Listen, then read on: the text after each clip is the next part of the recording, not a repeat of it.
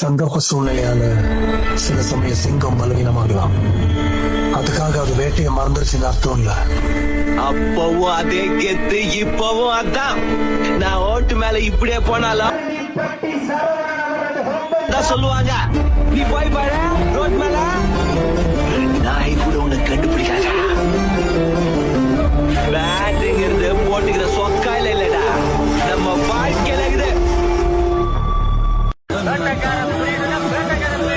ஓடி ஒளிர ஆள் இல்ல, கேடி அடிக்கிறா.